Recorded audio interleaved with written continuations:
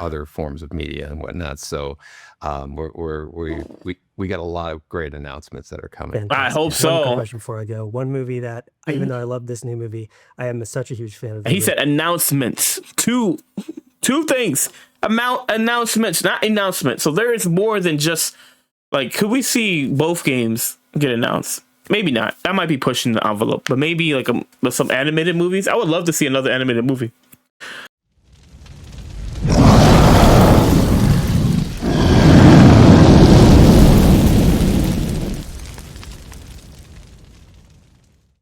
Hey guys, welcome back to another Mortal Kombat video. This is Atriox, and today we got a few things we're going to talk about. So, on the one hand, we're going to talk about the interviews that Ed Boon posted. Ed Boon did was IGN and then Collider and the Collider interviews. So, one's a 4-minute, one's almost a 10-minute interview. That's crazy.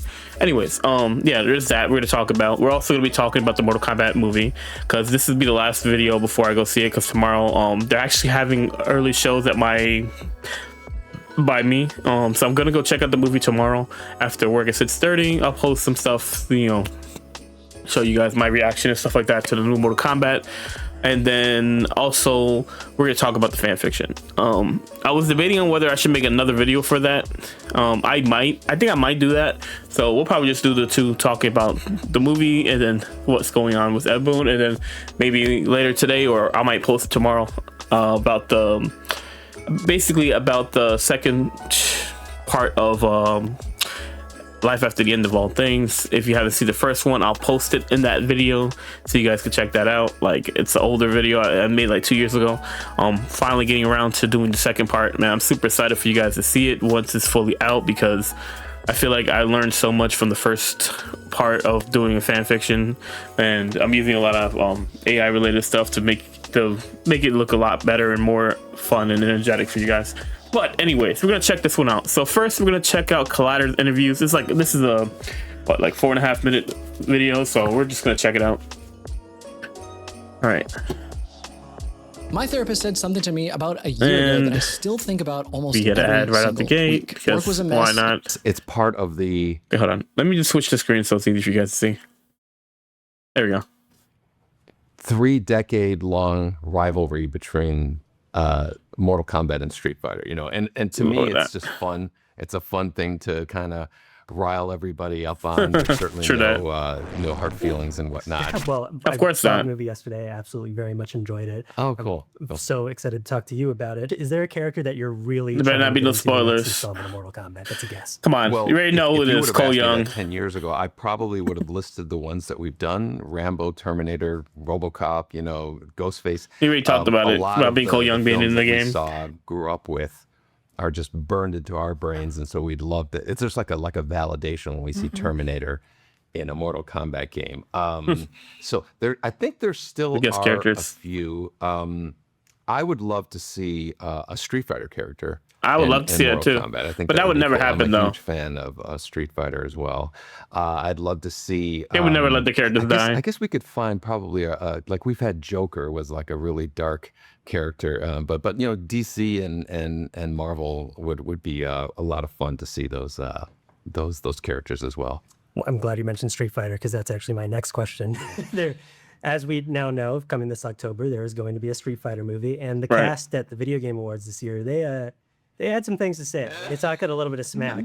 What's your response to that? And maybe is the only way to settle this beef some sort of crossover movie or game? You know what? I don't remember the whole cast doing it. I think it was Andrew Schultz, the guy on the mic, and I forgot his name. But you know what? Those things are just, it's part of the rivalry. 3-decade-long rivalry between... I agree. Mortal Kombat and Street Fighter, and to me, it should be like that. It's a fun thing to kind of rile everybody up on. There's certainly no hard feelings and whatnot. It just looks so goofy, though. I'm not gonna lie. We'll see when both films have been released, how they both did and stuff. So, you already know, man. Come on, be for real. Honestly, I'd love to see Ed, them both do well, just because that makes there's an audience for more. Right. Which would be great. Absolutely. Well, circling. I agree. I mean, I know this Mortal Kombat movie is going to be so good just from all hearing of all the reviews that weren't spoilers, just talking about the movie and stuff. Like, oh, dude, I'm so pumped to see this movie. And I think Street Fighter will do well, too, because I think it's going to appease to what Street Fighter fans want. And, like, Street Fighter is a goofy movie. Even, like, the old one with Jean-Claude Van Damme. Like, that one had a lot of, like, funny moments in it from what I remember. And, like, honestly, like, them going, I wish one of the Mortal Kombat characters would or actors would poke at Street Fighter. I hope they do that. They poke at them right before they're about to launch the movie. I need to see that. So whoever it is, that'd be awesome, bro. I'm actually so excited to see this Mortal Kombat movie, and I'm definitely gonna watch the Street Fighter one too. Mortal Kombat 1, I believe, was 2023 is when it first released. Yeah, so it's been a minute. A lot of people are very eagerly waiting for the next chapter. Right. NetherRealm does next. Yeah. What can you tease about? Okay, is it come on. Mortal Kombat and maybe an Injustice 3, something maybe completely different, perhaps? Never gonna tease that. I wish I could tease something. I think if I teased and gave it away, I'd probably get in trouble. Yeah. But we are actively pursuing. We're definitely pursuing another Mortal Kombat game. Okay. And we're definitely doing more as well. So there's a lot of pots confirmation on the stove, not just with games though, with other forms of media and whatnot. So we aim well. So there's like probably go back a little bit trouble. But we are actively pursuing. We're definitely pursuing another Mortal Kombat game. Okay. He's actively pursuing another Mortal Kombat game, but that's not giving confirmation that another one is coming. I want to be honest, I just don't see Injustice coming. If it's going to be a DC fighter game outside, like I said this in my video a week or two ago, where I feel like if they do another DC game, do not do Injustice. Do a new go to a different universe, because for me personally, I'm tired of the evil Superman trope. Like, I want to see a good Superman, a good Justice League fighting against something. Like, to me, like, as a kid, like, you know, Justice League Unlimited was one of my favorite things. And like all the different stories that Justice League and Justice League Unlimited did was so cool. All the characters that they had in those TV shows, it's like a new hero every other episode, especially with Justice League Unlimited. So like they have such a freaking enormous amount of characters and stories they can tell, and like I'm just bored of the Injustice story, if I'm being honest with you. So if they want to go like a Flashpoint, like a the Blackest Night, like if they want to go a different like point of story wise, let's do it, bro. I'm all for it. I'm just tired of the Injustice thing. I think it was getting kind of dry, and that's why I'm gonna be honest with you. That's why people I feel like they didn't continue with it, because like they didn't know what to tell next. Like, what do? You put Superman in the Phantom Zone at the end of Injustice 2. He's gonna break out of the Phantom Zone and create havoc again. No, I think it's time to move away from Injustice and go into a different. It's like, that's why if it's another DC fighter and that's not Injustice, I will be ready to play that game. I just don't want another Injustice game, if I'm being honest. I'm not a fan of Injustice, the Injustice storyline, to be honest. Like, please, I want the real Nightwing. I want the real Superman, good Superman. Like, that's what I want. I don't want to see the same Injustice stuff. Like, anyways, let's move on. Let's take it too long. And we're definitely doing more as well. I was rambling. Sorry about that. There's a lot of pots on the stove, not just with games, though. Mind you, you heard what he just said. There is a lot of hands on the stove. So could we get an Injustice and a Mortal Kombat? Their team is big enough to do both. Like, let's be for real. They have hundreds and hundreds of developers. Like, there is no way you're telling me that you can't do more than one game. I'm sorry. It does not take that many people. We've seen a 40 team, a 40 person team create Expedition 33. One game of the year. I don't want to hear that when you have hundreds of developers working at NRS and telling me you can't create more games. I know they can do this, and I think this is what he's hinting at right here. Like, that there could possibly be more than a couple games. Because mind you, he said it a while ago that he doesn't want to wait 4 years for a Mortal Kombat game, but at the same time, it's been forever since we got 10 years since we got Injustice or some kind of DC fighting game. So is there a chance we see both happen? I could see that being a thing where they do that, or maybe give Injustice to a third party and have them create it, and them just have some input in it and like watch over it. Like there are so many routes they can do this. They don't have to sideline Mortal Kombat or Injustice. You know what I mean? Like they can do both.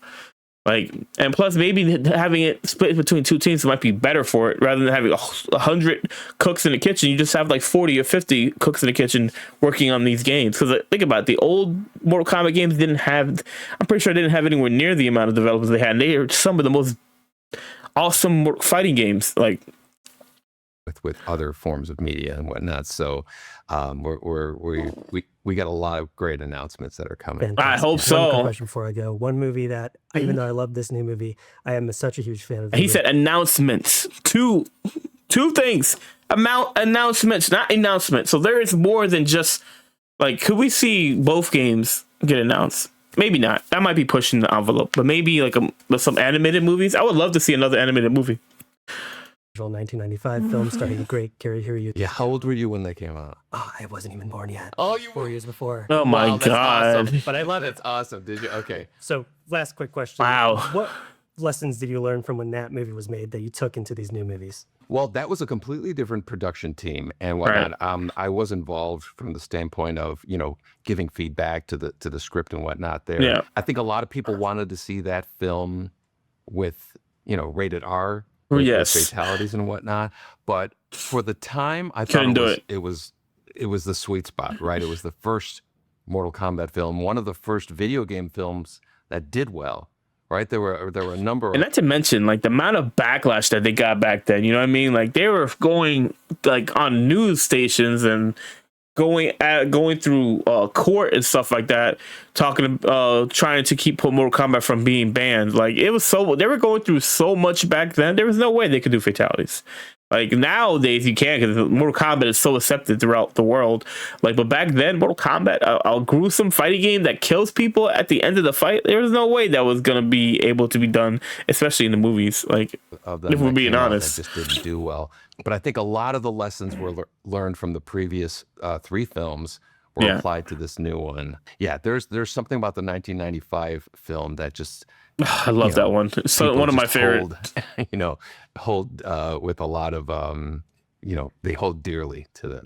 Which is so disappointing that Annihilation was as bad as it was, because I felt like that really messed up what happened with Robin Show. Robin Show could have been a big star in terms of like the Mortal Kombat movies, but the second one was so terrible. Like he didn't get that chance to continue, and I feel like I was watching a video of somebody just talk about what happened to him afterwards. And he just does like he does like choreography for like martial arts related stuff now. But like, dude, Mortal Kombat 1 was so good. They had him established as the main character. Then like the second one wasn't too bad, but it could have been a hell of a lot better. Like and then it should have spawned more movies. Like Mortal Kombat was such a big thing back then. The fact that we only got 2 movies in the 90s is crazy.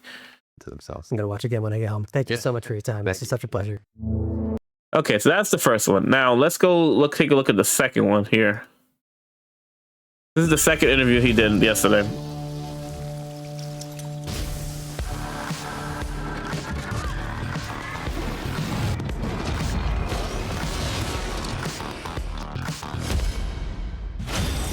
Can't skip There's it. a lot of must-dos, and just starting from that foundation was immediately more authentic. Where the hell am I?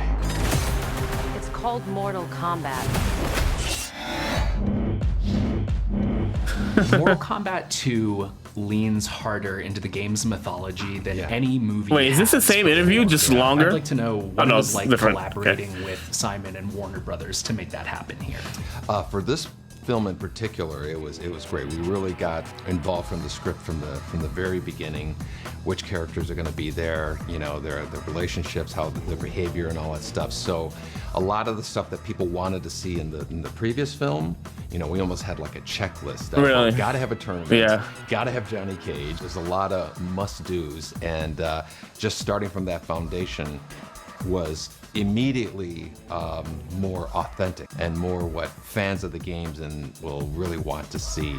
I could talk about working with Ed. This Just please don't do my boy Luke Cage dirty in this movie, bro. Please. Like, I don't care if he's not the main character in this story. Like, two things can be true. He's still the main character in Mortal Kombat, but he's not the main character of the story. The main characters of the story is Katana and Johnny Cage, while Liu Kang is having his fights against Kung Lao and Shao Kahn. Like, two things could be true. Just please don't do my man dirty in this movie, bro. I was so upset with the first movie with him not being the main character, but at the same time, like, I guess you're trying to do it from a different perspective. If it was Cole Young, that's another thing. I hope they have like some kind of redemption arc for Cole Young. I know a lot of people shit on him, a lot of people hate him, but like the idea of what Cole Young could have been is what, for me, it's like I feel like worth trying, because the descendant of Scorpion should be just print money. You feel me? Like I feel like if they did him the right way, it wouldn't be a problem. Made him a badass fucking ninja, and that just wins every fight and just has cool freaking moves. If they would have did something like that, people would have loved it. But the way they went, it's just, I feel like people just hated his character because he was the main character of the first movie. And I feel like, it's going to be kind of ridiculous if people were so upset with Cole Young in the first movie for being the main character and not Liu Kang, and then you have Johnny Cage and Katana being the main character of this movie and not Liu Kang. Like, I think it'd be kind of hypocritical if people are not upset or are not upset about that, which is, that's just my opinion on it, because you can't be upset that Cole Young was the main character of the first movie and then have it be like the actual tournaments here and Liu Kang's not the focus. You know what I mean? But Johnny Cage and Katana, because I feel like they're more known and loved characters, they're not going to get that same grief that Cole got. All day long, it was great. It was so much fun. So going into this, I knew I wanted to really embrace the treasure trove of delightful things that Ed and his geniuses have created over the years, right? So there's a lot of stuff. Too much stuff to put in stuff into one movie, but I wanted to try and take on this maximalist tone that is in the games. Oh, I can't wait for this fight. What was great talking to Ed along the way as we went was having the expert, the grandmaster there, so I could ask him anything. Like, for instance, one time I was like, okay, what are we going to have Johnny wearing? I love that costume. So going through all the different, I was like, okay, that's the one. And then I said to Ed, that's okay, the MK11 costume. Send me what you think it should be, and I'll send you what I think it should be. And we sent the same costume. It was great. So it was like, so we were very kind of in lockstep quite early. We're very respectful of Ed and what he's created. It was great to be able to put him in the movie. And great that's awesome. Loved working with him that night and shooting with him. And it was actually really easy because Ed was very hands-off, but he was always there. And that's a guy who's, probably one of the busiest people on the planet. They were getting MK1 out the door as we're doing it, and he was so busy. And yeah, he's just a very respectful guy. And sort of, we all respected each other's lane, and it just made it really easy. Oh.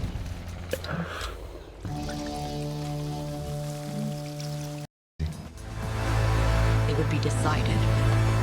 Combat.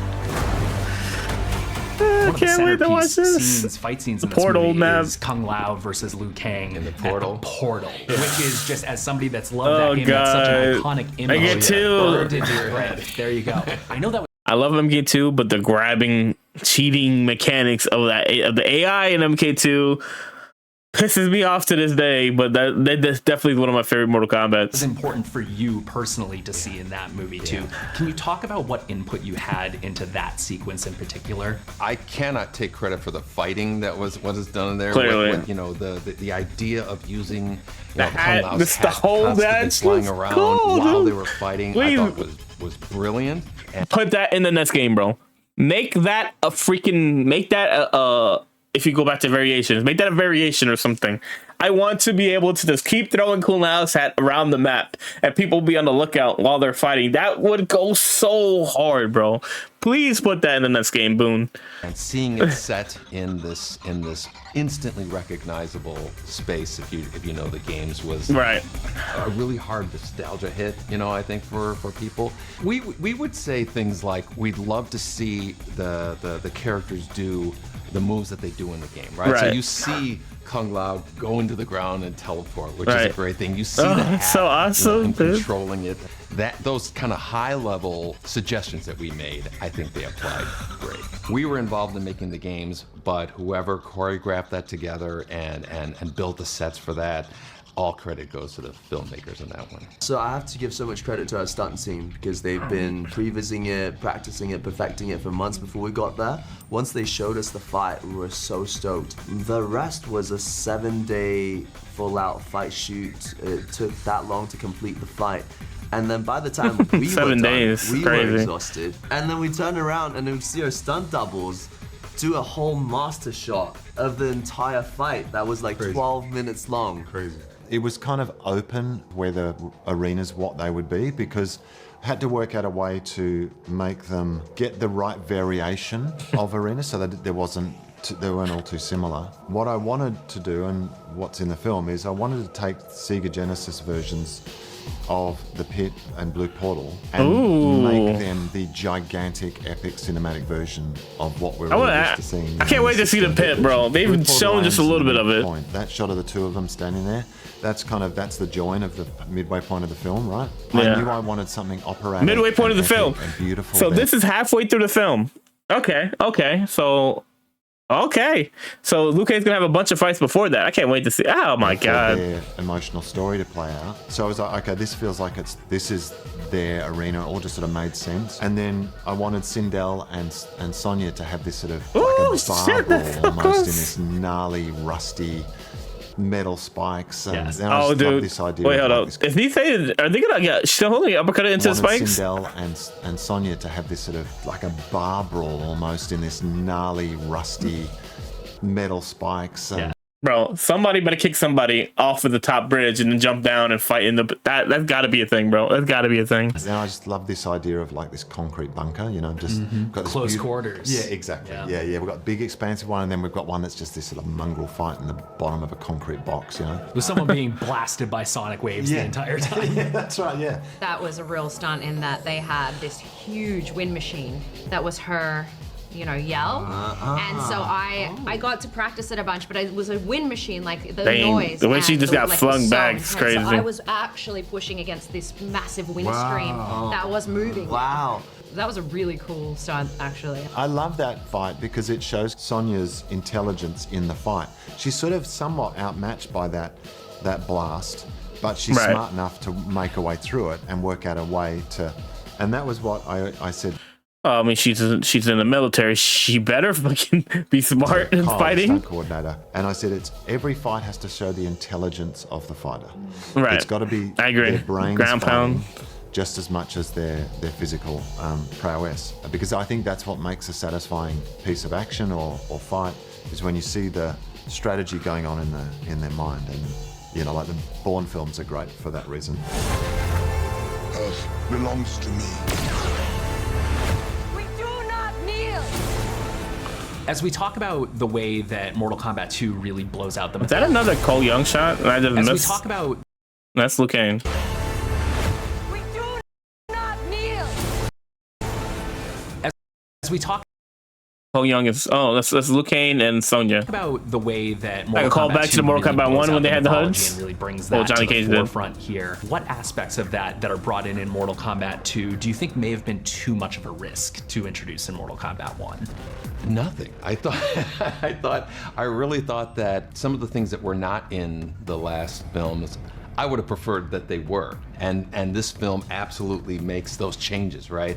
And I think the filmmakers also heard the feedback of what they wanted to see more of and applied it there. And that was certainly, I was of the same opinion that the players were, we got to see a tournament, where's Johnny Cage, so I think all that, everybody was in lockstep as to, well, this movie has got to have these elements. It's so refreshing. Like, we're getting to go spend time with a Tarkatan tribe. That's right. We're getting to hear words like Edenia. Yeah. It's really, really impressive how wholesomely this movie embraces that stuff that the fans of the game really love. Did you have any hard lines, or maybe not heated arguments, but things that you really wanted to impress upon them, that you really wanted to preserve the nature of? I had one where I was dead wrong. So I was reading the script, and the sequence with Johnny Cage and Baraka, and where Baraka says, Johnny, Cage, right? Like that line, I was like, there's no way Barack, nobody's gonna laugh at that. It wasn't, and it's like one of the biggest laughs in the movie. So I was dead wrong about that one, but I'm glad I was wrong because they were like, no, trust us, this is gonna be a big laugh in the film. So they were absolutely right, and I'm glad that they went forward with it. Johnny Cage, you have been chosen for Mortal Kombat. Speaking of lines that really, really made me laugh, there's a line early on in the film where Carl Urban references Big Trouble in Little China in reference to Raiden, which was this really kind of beautiful full circle moment of the inspiration of that character. How did you feel hearing that line? I loved it. Jeremy, the writer, I think he's absolutely familiar with Mortal Kombat, absolutely familiar with other kind of classic movies, and just having them overlap like that is like, it's such a great inside joke. I was surprised how many people absolutely instantly got that. Those pop culture references are always such a fun thing for me. Carl, we were speaking at the screening a little last night. I would be remiss if I did not kind of tease that there are a couple of little Lord of the Rings references that you put in here. I understand that you improvised those. Is that right? Yeah. Okay, can we not get spoilers in an interview, please? Like, come on, man. Because it became pretty apparent to me when we were making the movie that I recognized a lot of the character archetypes that sort of were just similar in Lord of the Rings. Raiden is your Gandalf, and then you got members of the Fellowship, in the Earthrealm team. Yeah, Frodo's Liu Kang. I just started throwing Lord of the Rings stuff out there, and. And it's amazing how many of them actually stuck. And I just got off on the fact that I was in the movie and this it's great. movie within a movie, and somewhat a bit of a nod, bit of a cheeky wink.